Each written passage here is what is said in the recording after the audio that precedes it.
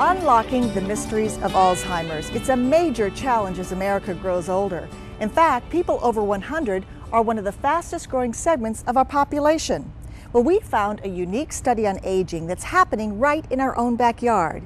Philip Bruce takes us to the source in Orange County. It's the community of Leisure World in Laguna Woods, where doctors have a rare window into the aging process. Nice to meet you. Well, thank you. Would you like to come on back and get started? She was born 2 years before the Wright brothers took that first flight at Kitty Hawk. But after more than a century on this earth, Viola Cron's body, and most of all her mind, remains sound. It looks like mushroom. Perfect. A camel. Good.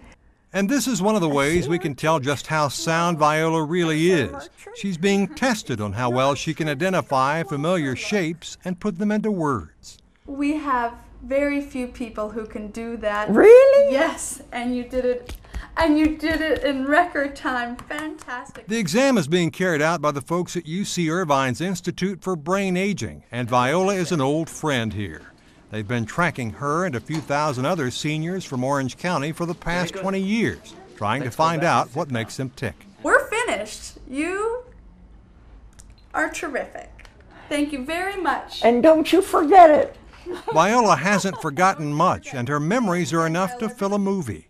In the 20s, she was a budding Olympic diver after being discovered among a bevy of swimmers at the old Los Angeles Athletic Club. The coach, Fred Cady, started me diving, and I never went back to swimming. I became a diver, and then I married my coach, Fred Cady. And of course, after that, then I simmered down and didn't compete anymore. She never got to swim for a medal, but on her 100th birthday, Viola did get to swim for Jay Leno on NBC's Tonight Show. And there on national TV, she redefined what it means to be an active senior.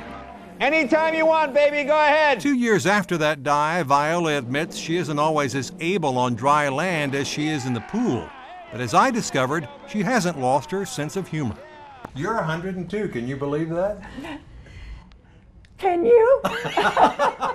Remember we told you that UC Irvine's doctors have been tracking Viola for the past 20 years?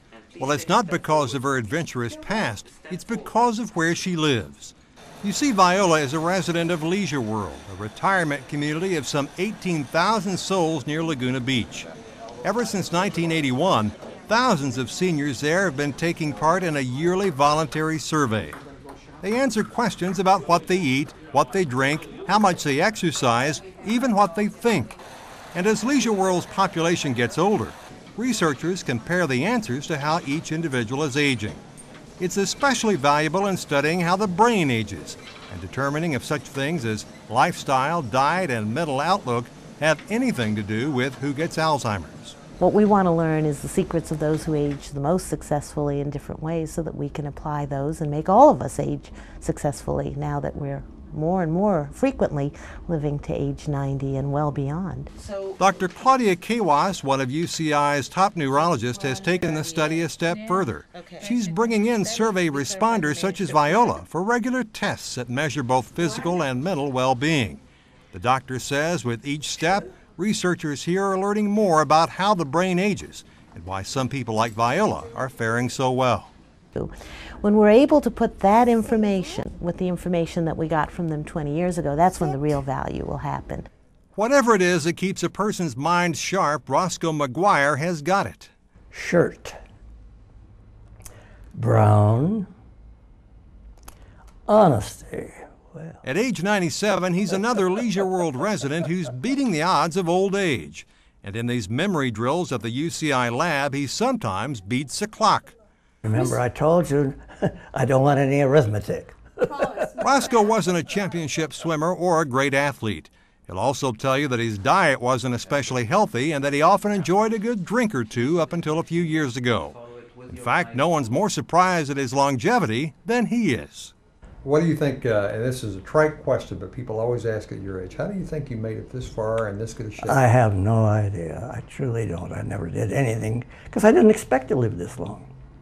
My father was 55 when he died, and all his siblings were either that old or younger. My mother, I don't know what happened to her sister, but as I say, my mother lived to be 82, or almost 82. But Roscoe knows that for whatever reason, he's been lucky, much luckier than many of his friends who've lost their memories and much more to Alzheimer's. So why not him? Who knows? But he hopes that being part of this study will help unlock the mystery of how minds like his survive the march of time without getting trampled. Well, do you ever imagine what might have been? Oh yes, I used to. Of course, I lived my whole life in fantasy. I've done that all my life, but that's the only thing. Maybe that's what kept me going. Because things I didn't like, I fantasized something better. So I was always a movie star. The Leisure World survey didn't start out as a study on Alzheimer's. In fact, the questions were aimed at women who had taken estrogen in middle age. But after the survey was broadened, thousands of women and men responded, and scientists realized they had tapped into a motherlode of data on aging.